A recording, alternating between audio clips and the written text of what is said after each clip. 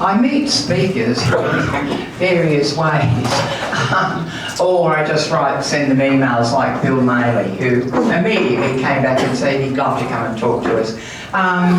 I met Rod actually at a MAPWA dinner, the Medical Association for the Prevention of War, up at Belconnen, and we happened to get talking. He was sitting one butt next to me, and anyway, I said, oh, you'd be a good speaker for our current affairs group. So he gave me his pertinent details, and I sent him an email, and here he is, and we're very pleased to have him.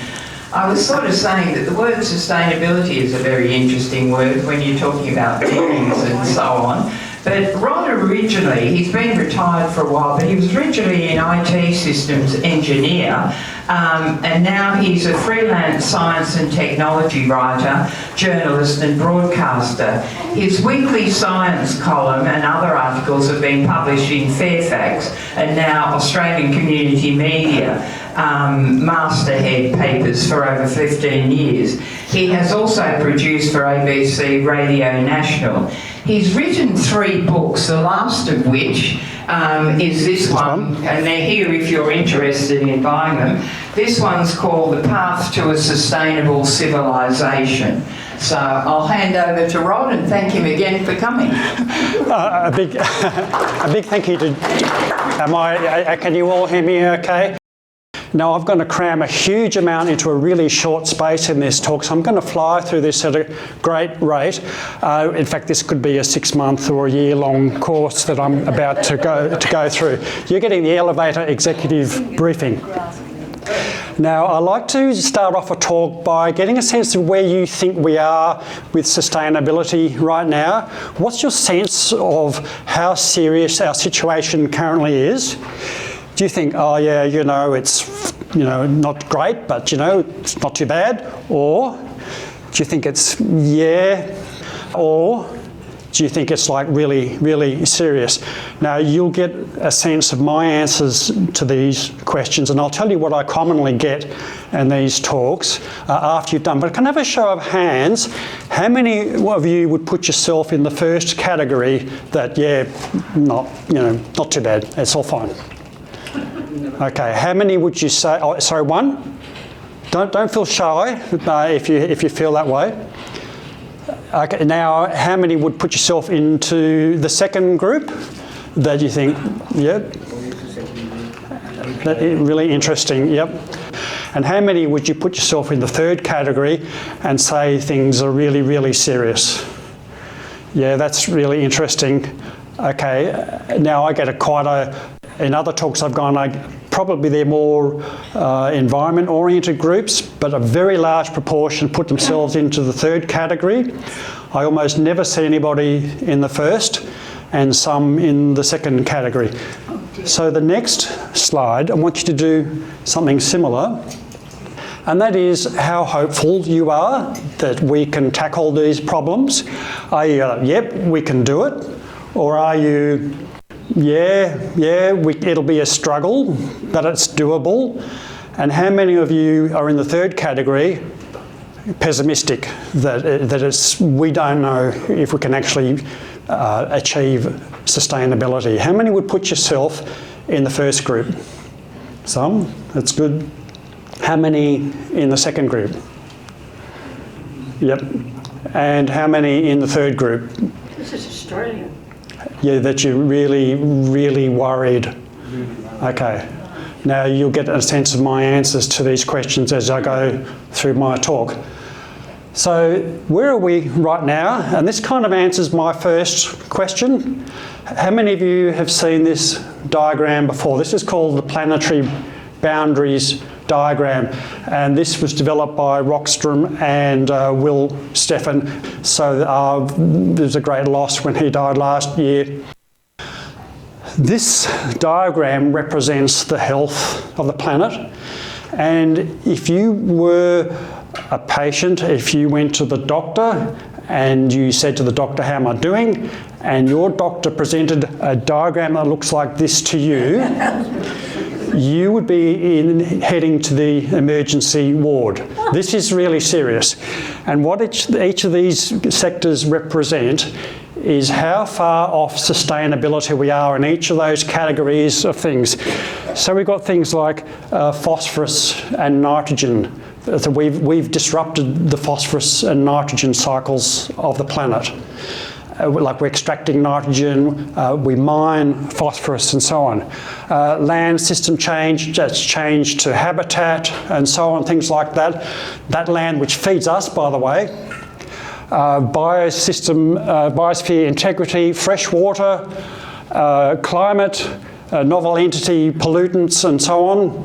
So each of these orange coloured things are things in the danger zone. And that is a very bad prognosis for where we are right now. What this means is that we are failing. We know we're failing, but we do it anyway. And that's the theme of my talk today. So the question is, why are we in this situation? Well, these are the sort of common explanations you hear: deforestation, overfishing, we're burning too much fossil fuel, we're polluting with plastic and so on. Each one of these are the superficial things. These things represent the obvious causes of the reason why we're struggling with sustainability right now. Diagram from the book. It goes to a type of point solution that you often see, and they talk about the circular economy. Oh, we can cope with the resource usage that we have right now. What we need is a circular economy. But look what happens in an economy. You've got production, you've got bits fall off production because it doesn't make it into the cycle for some reason. It's not suitable. Things fall off the truck along the way, the consumer uses it, some goes in the garbage bin, some, whatever, it gets mixed up and you can't recover it, it gets collected, it gets reprocessed. So every way, at every step in this cycle, bits of material drop out. And if you look around this room, like I'm holding this microphone now, what would it take to recycle this microphone? So there's bits of metal, there's plastic, there's copper, there might be some golds and a few other metals in there. To get all the useful materials out of this microphone is a really, really difficult job, and it costs money. And remember what I said about an environmental solution having to make economic sense as well? If it's not economically viable to recover the material for this, then it isn't going to happen. So we've got to lose the fantasy that the circular economy is enough. Now, I don't want to say I'm anti-circular economy, because we can do a shitload better than we are right now. We can do a lot better, we can recover a lot more material, but it's never going to recover anywhere near enough to keep our economy going, and it won't cope with growing economy. It'll only cope with the stuff that's already in the economy. So all those growth graphs that I was showing you earlier, then it's not sufficient for that. Renewable energy, I don't have time to go into renewable energy, but renewable energy uses resources. Lithium, you know about lithium mining, all the high-grade materials going to a solar panel, batteries, and so on and so on. It's not really renewable in that sense. It's zero emissions. Do we want to get rid of fossil fuels? You bet. We can't afford to keep burning because they're absolutely disaster. But renewable energy is more sustainable, but it's like the difference between vaping and smoking tobacco. But we can go deeper than this. If you went to that doctor and you said, oh look, and the doctor said you've got high blood pressure, your blood sugar's out, you're a weight problem and so on. But what about the lifestyle? What about the fact that you smoke and that you eat too much? Those things are symptoms of something underlying, and that's what these things all are. So what this diagram represents is the energy consumption that we have in our civilization at the moment. And look at what's going on here. About 1950, it suddenly rockets up. And you know, it wouldn't matter at all if we burnt coal, it wouldn't matter if we burnt oil and gas and so on, and we pumped a bit of CO2 into it. It wouldn't matter if our world population was 500 million, it was 500 million, it was a fraction of what it is now. But we are now over 8 billion people, and in the next hour we're going to add something in the order of 12,000 people to the planet, births over deaths, in 1 hour. So every hour we're adding to the burden. So this one matches the other diagram.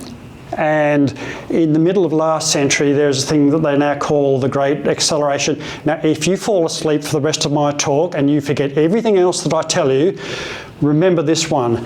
The impact of the humans on the planet has been accelerating at a prodigious rate, at an ever increasing rate, since the middle of last century. Now, if your focus, like most governments are, on GDP and on economic growth, these are awesome numbers because look at that. Profits are going up, consumption is going up, but these things represent extraction from the natural world. These things represent exploitation of the planet, and that's what we humans are doing. Now, I don't want to make us feel guilty about this, but think about what these numbers actually mean. This morning I got up, I turned the central heating on, had a nice breakfast, and I drove my big ass four-wheel drive to the event here today. So I've done very nicely out of this, thank you very much. And I think I'm pretty safe to say that everybody here has done quite well. But there's a lot of people on this planet who have not done so well out of this, and there are a large proportion of people, 1 billion people or so, who don't have access to fresh, clean water. They don't have access to medical services like I do.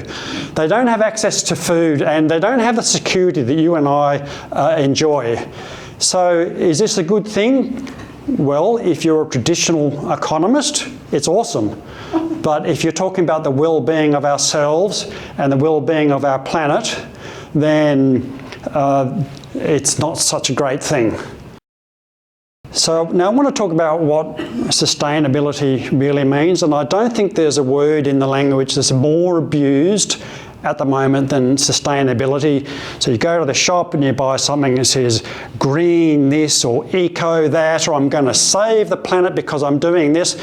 Well, I've got a 6 kilowatt solar panel on my house, and all of a sudden I'm now sustainable. I'm now doing something green for the planet. Well, I'm very much in favour of solar energy, and Mark Diesendorf, my co-author on this book, we strongly endorse renewable energy. But is it renewable? But let's look at what sustainability actually means. It's these three things all working together. And a traditional economist will talk about the economy. They will say GDP growth. And even you look at the government policy right now, and I went to a talk, Andrew Barr was saying Canberra has experienced the best growth of any part of Australia over the last 20 years. Well, that's great. But he never talks about the cost of it. And what cost does this have here? Well, you don't have sustainability unless you've got all these three things working together. And this is my second point. The growth being one, and this is the second one. You fall asleep now, remember this picture, because you don't have sustainability unless you've got a healthy planet. And by that, I mean the biosphere, the animals, the plants, the insects, the fungus, but also the natural resources, the iron ore and so on that we extract.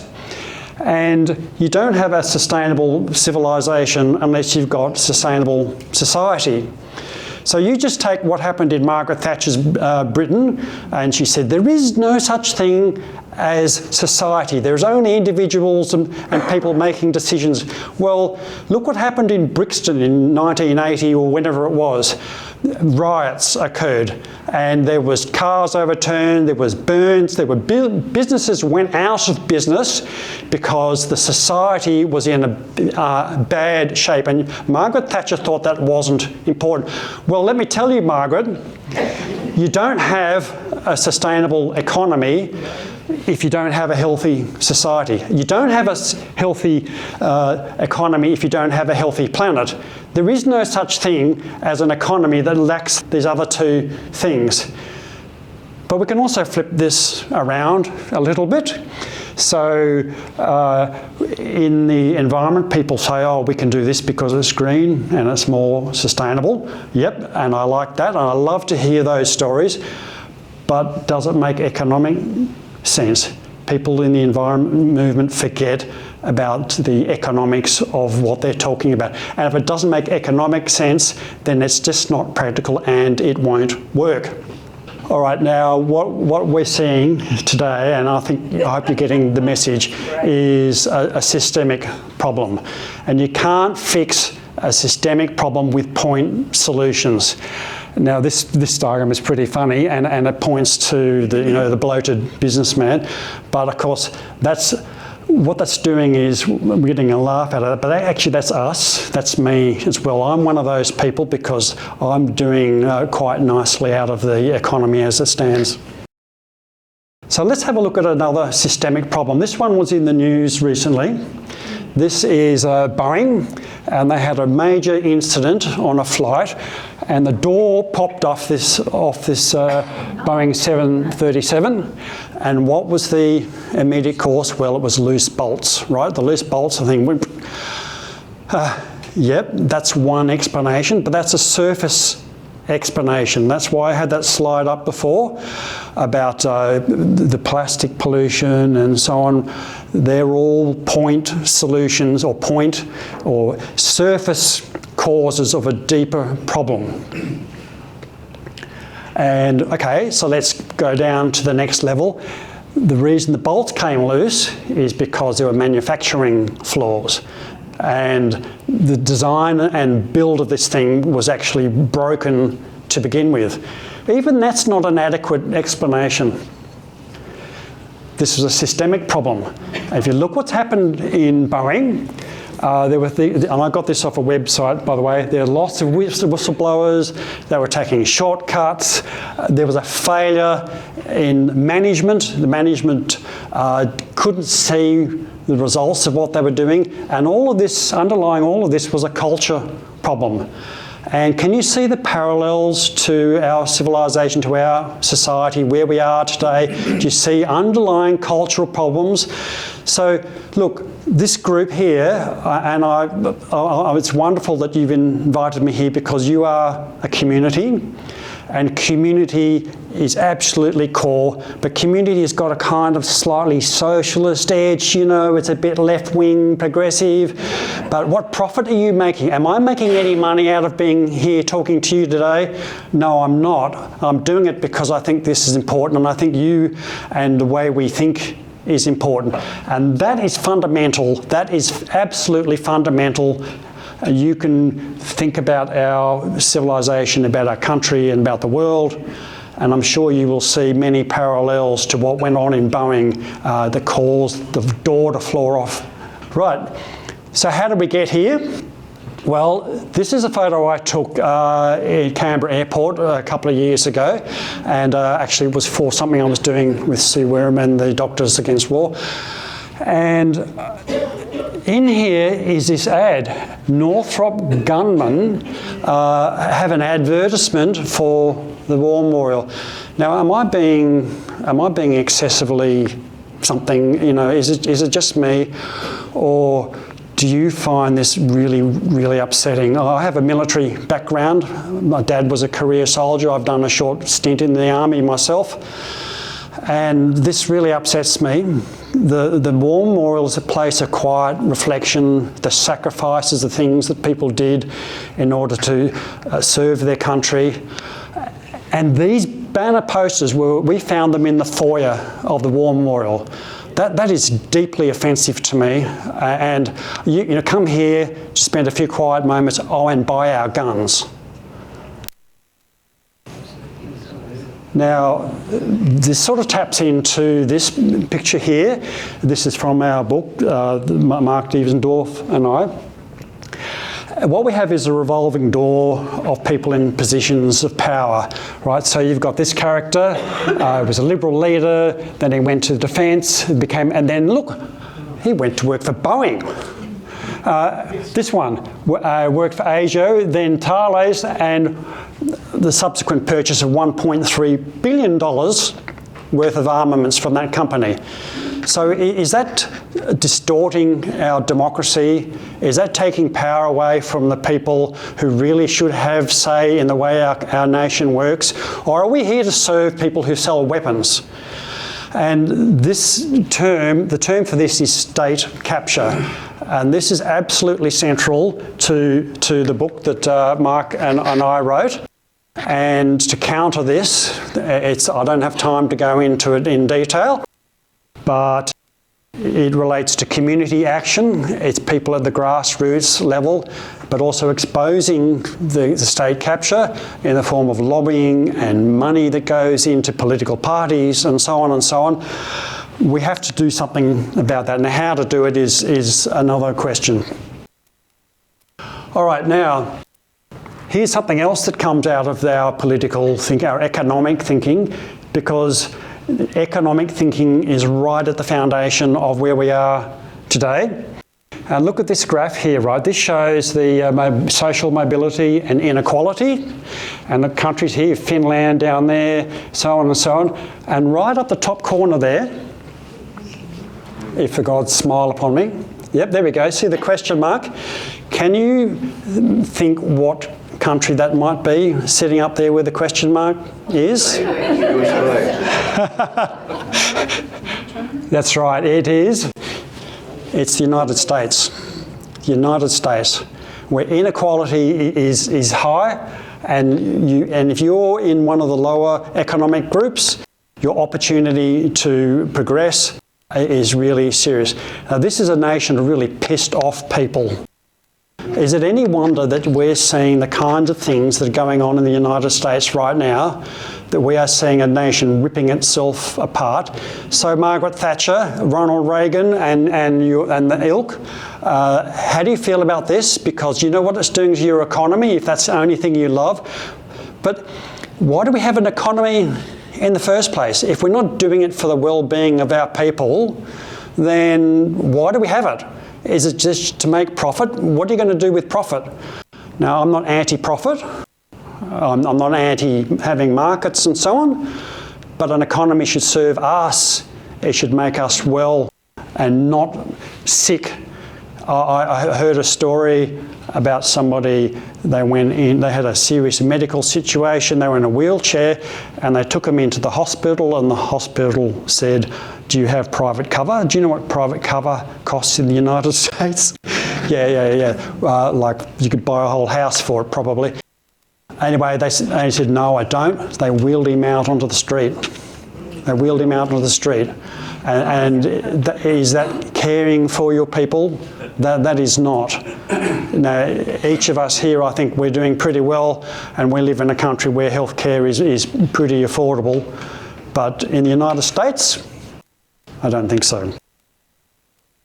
Okay, now I'm going to jump a little bit. I've mentioned economics, and this is actually a really good story. I've told you some gloomy stories. This is actually a really good story. And this is about rethinking where money comes from. And the standard narrative you hear is that businesses create money and the government tax it away, right? So money is something that businesses create. Well, actually, no, it's not that simple.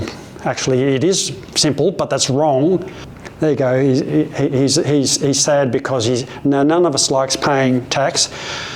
But the question is, where does money really come from? Where does money originate? Okay, it is created by the federal government. The ACT government can't create money. You and I can't create money, at least not, I haven't been caught doing it yet. Business does not create money, the federal government creates money. So money is a creation of government, federal government. And yet we have this narrative, and it goes that, oh, we can't afford it. We've got to run a budget surplus because a government is like a business or like a household. But a federal government is not like a household because it creates its own money. It does something that you and I cannot do, okay? And this has huge consequences, and it's so fundamentally flawed, the thinking. Like, I keep reading headlines and it says, oh, budget black hole and so on and so on. This is a diagram showing government spending since 1953 up to 2010, right? And it's telling us when the federal government have been running surpluses or deficits. So the standard story is the deficits are bad, surpluses are just awesome. And in the Howard Costello years, you look up here, oh, surplus, we are good managers of the economy. And that is fantastic for us all. But you know what it is? What the surplus does is it sucks money out of the economy. The government is keeping more money out of the economy than it's putting into the economy. So it's depriving the economy of cash.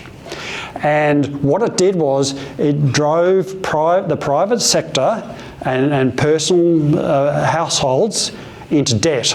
That's what it did. It drove the government surplus, drove everybody else into debt because it pulled money out of the economy, and in order to fund things, you needed to borrow. Businesses needed to borrow, you and I needed to borrow, and so on and so on. So it was actually not good economic management at all. And if you look at this diagram, all these blue lines, right, Australia has been running in deficits, well, all the way back, apart from a couple of blips. Oh, and you can hear the current government getting really excited because we've got a surplus budget. Now, but surplus versus deficit is a more complicated thing. I'm not an economist, but the superficial reasoning is that just when you see deficit, don't just think, oh, that's terrible. Even the word deficit's got this negative connotations to it. Now, the reason we talk about this is because it's fundamental to the way our economy works, and there's such a deep misunderstanding that it's really, really difficult to overturn it. Now, I met Stephanie Kelton the other day, and she has this book. It's called The Deficit Myth, and she's got this fantastic documentary they've produced called Finding the Money. And actually, much to my delight, Stephanie Kelton endorsed this book for us. So she's an advisor to senior people in the US. So if you want to know more about this, you can do an entire master's degree in that topic. I'm not going to do one. All right, so this is good news because this is a recent headline in local Canberra newspaper. Insolvency haunts debt-heavy ACT government. Now remember, the ACT government cannot create its own money, right? So it's completely dependent on local taxes and rates and so on. I noticed rates going up again, by the way, 6% or something, isn't it? Yeah. Rates. So the ACT government is really, really struggling with money, with COVID being one thing, but also population growth. So the rate of growth of Canberra is really, really pushing the services delivery in Canberra. If it's the roads, it's the traffic congestion and so on, health services, schools and so on. All that money has to come from somewhere, and at the moment it's mostly funded by the ACT government, and each of the state governments are suffering the same problem. Because last year, do you know what the net population growth of Australia was last year? 615 or something thousand. The immigration, and I'm not anti-immigrant, I've got to be absolutely clear, I'm not anti-immigrant, but net migration was over 500,000 people. What's the population of Canberra? 450, 460, something like that. So in other words, Australia is building a city, in effect, the size of Canberra in 1 year just to keep up with population growth. No wonder people are pissed off. You see your rates going up, you see traffic congestion and so on. So population growth is one thing, COVID was another. But let's go back to what I was saying about surpluses versus deficits. You know what could, our treasurer, Jim Chalmers, could go to a keyboard today and he would go click, click, click, and he'd go, bing, there's $1 billion for the ACT budget. And you know what, it would add to the deficit, but all of a sudden all that debt, the ACT would be wiped. And they could do the same thing for each of the states around Australia. I read stories about university students struggling to pay their HECS debts. You know what? The federal government could just go like that, wipe all those debts straight away, and what would be the net economic impact? Zip. You'd benefit all of those people, you'd improve the education of Australians, just like that. Health services and so on. Now there is a constraint on spending, on government spending, so myself and people who work in this field are not saying just go free for all and just shoveling money endlessly into the economy, because you can cause inflation and if you overdo it. And so that's a really big thing, and I'm not qualified to go into detail about that, but that message is really, really important. Okay, now I've given you a sense of where I feel about this situation, and you know, in my second question that I asked you tonight, I said, how hopeful are you? Well, the truth is that I can't help feeling extremely gloomy, because the depth of our problem is extremely severe. We, planetary sense, are in an extremely precarious situation right now, because business as usual is going to lead to disaster. And there was modelling back in the, Jonathan, correct me, the Club of Rome, 1970, thank you. And they modelled how much resources are being used, how much our economies are using, and they said that around the middle of this century, which actually, when are we now, 2024, we're getting close, those things was really start to hit our civilization, our economies. Have any of you been to a mine site, like Mount Tom Price or wherever, someone like that? Yeah, I went to Mount Tom Price, and it's just astonishing. And you look in this hole in the ground, it's about 150 metres deep, and that's about 3 or 4 kilometres wide. That used to be a mountain about 150 metres tall. That is money in the bank, in effect. That is a resource that has been spent. It is gone. You cannot re-spend that. But the short point is that we are in an extremely precarious situation, and I wonder how we're going to feel. And in my darkest moments, I feel very, very gloomy about this.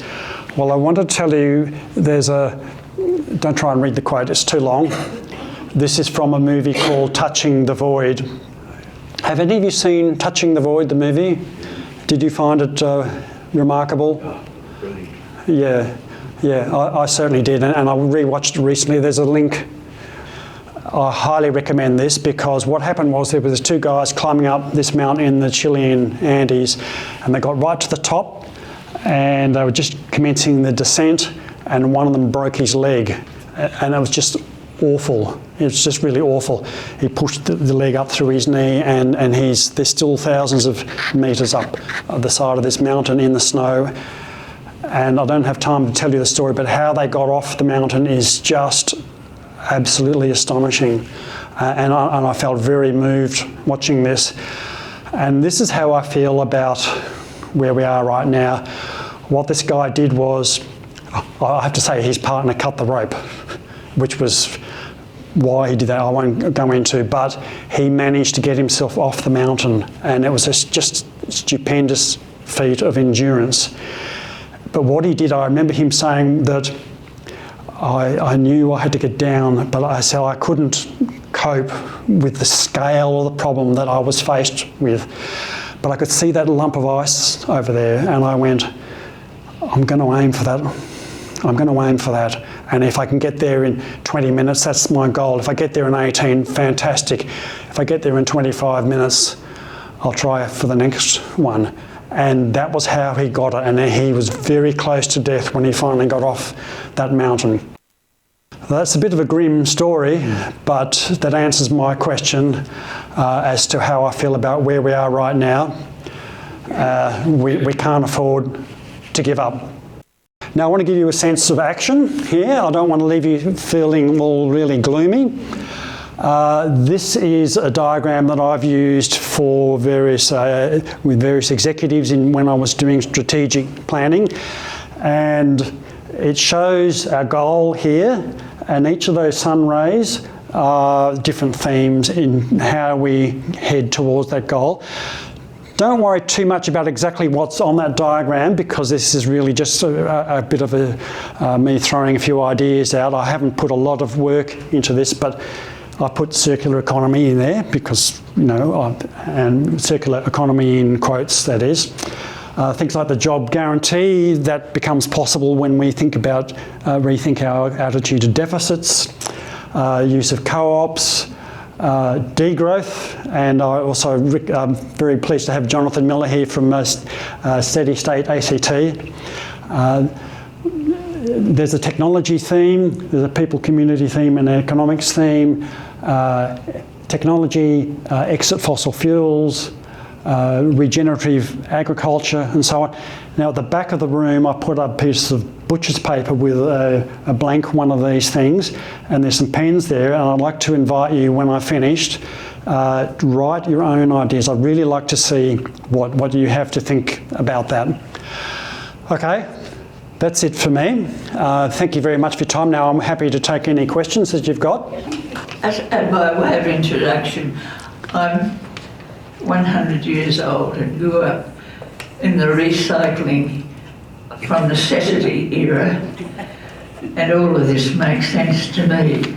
But I won't take up much time, but I just want to read you my mantra. This is a quote from Chief Seattle, Chief of the Danish Native American, and he says, "Only when the last tree has died and the last river has been poisoned and the last fish has been caught will we realise we cannot eat bunny." You can copy it if you like. That is beautiful. That is really beautiful. And look, when the first Europeans arrived in Australia and Botany Bay for in the first fleet, do you know they nearly starved? They came that close to starving because they were completely dependent on all the things that they brought with them. They brought with them guns, germs, and a massive degree of hubris. And around the bays where they landed were the Aboriginal people. And they were doing just fine, thank you very much. They'd been there for, I don't know, 50, 60, maybe more, 1,000 years. But they were a bit smelly. They didn't have any obvious system of government. They didn't have any houses. They didn't have any guns. And they achieved something that we have not achieved. They achieved a feeling or the deep understanding that they are part of the environment. But in our economic thinking and in our political thinking, the environment is something out there and the economy is something in here. It's all about the economy, stupid. Bill Clinton, it's the economy, stupid. That's a beautiful quote. I thank you very much for that. Hi, Rod. It's a little bit off topic, but you raised the question of GDP, and I've never really understood how they measure that. But my question is volunteering counted in the GDP assessment, or is this just all free? I like your question, actually. GDP is a measure of economic activity. So, you know what, when the Exxon Valdez hit the ground off the coast of Alaska, you know they had 3 impacts.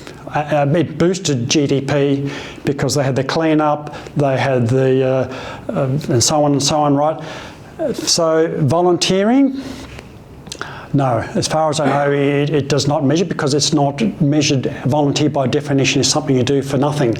Does it add to the community? You bet. And Judith here and the other U3A organisers they're adding something to our community. So I think it's extremely important. And I believe there is research that shows that people who do volunteering 2 or 3 days a week or something have a much better sense of well-being. And whether you pay for something or whether you do it for nothing is, that's a big question. I'm not getting paid for this, but I can tell you I feel really good to see you and to be able to talk to you today. Thank you.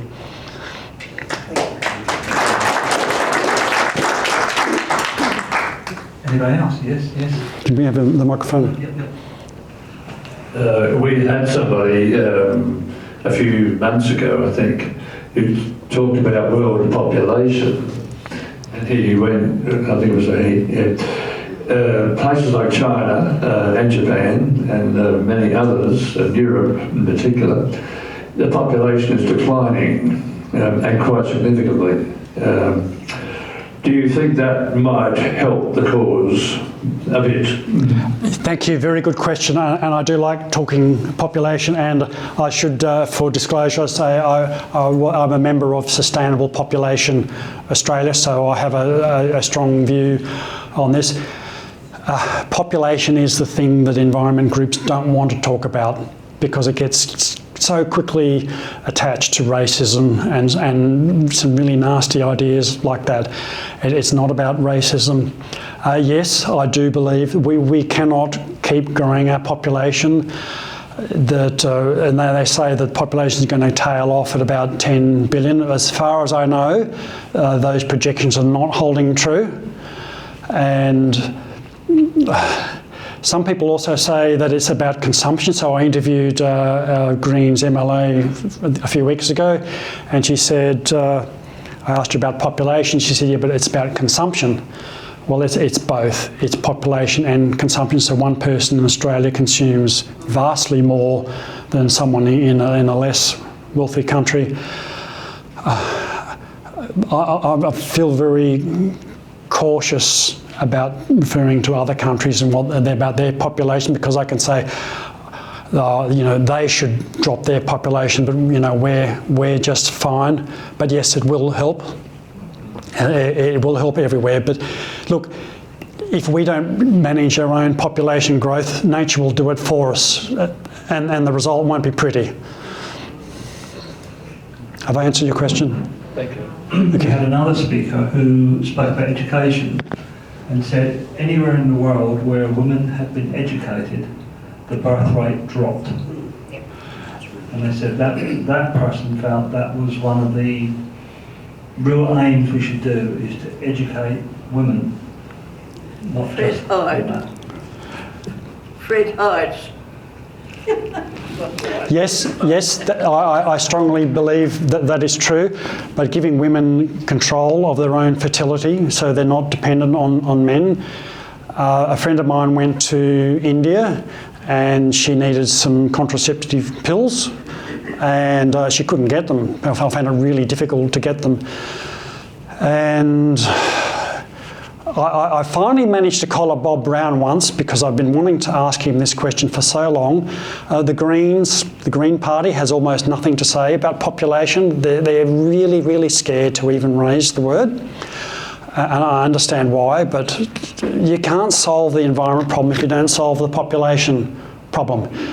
Anyway, he's much too smart to get caught out by someone like me. And he said, well, if we were in charge, then we would be different. But Australia's foreign aid, we keep cutting back foreign aid. If we want to really help people, then we could help the women in their own countries, give them economic independence and the ability to control their own fertility, definitely. Interesting you talk about India, because they've just had their election and they're now doing the surveys on why the governing body lost a lot of seats and votes, and they're saying the younger generation now go to almost what we call independents, but they go to other who they feel will look after, they're more educated, They're no longer just voting for a party because Dad did. They're now voting for a party because they think about what they're doing.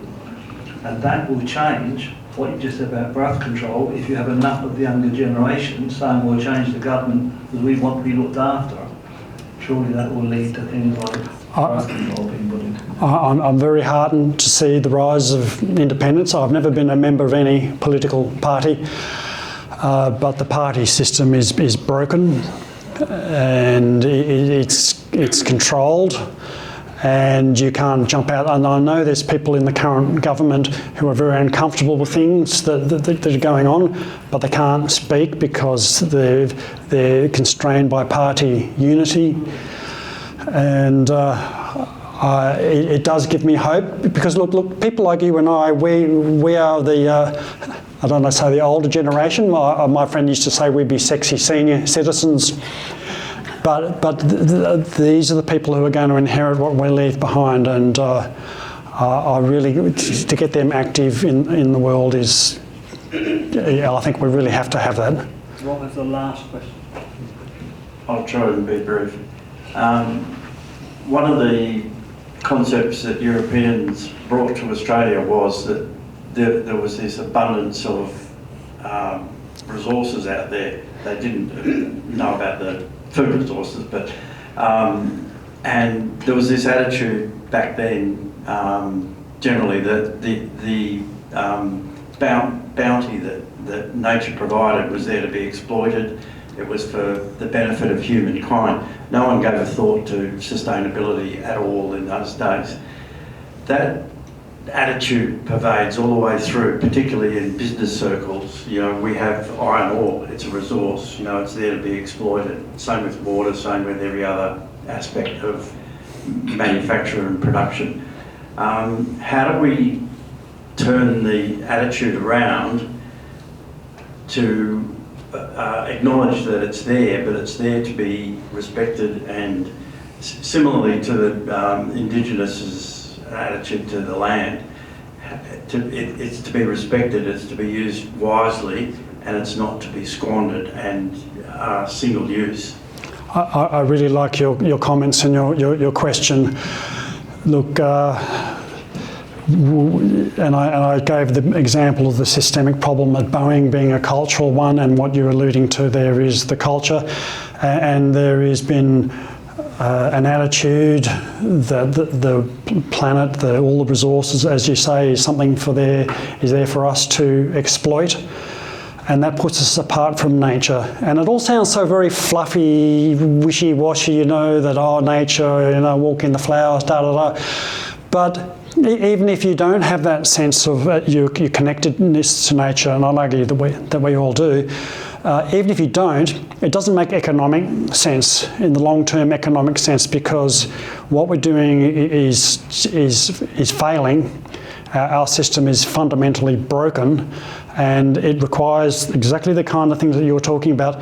Now, I was talking to Will Steffen, and he said, I can't see the amount of change happening until we hit disaster. Well, the trouble is, once disaster hits, it's too late. There's a concept that I haven't discussed today about inertia, and there's a huge amount of inertia, culture being part of it, but all the things we need to do to change the course of our civilization. That's an enormous amount of inertia. And if we woke up all tomorrow morning and all the people on the planet went, oh, wow, you know, yeah, we really need nature to sustain us, even then, it's too late. So that's the really pessimistic part of me. But hell, like this guy on the mountain, let's not give up, because giving up is not an option. Thank you. Thank you.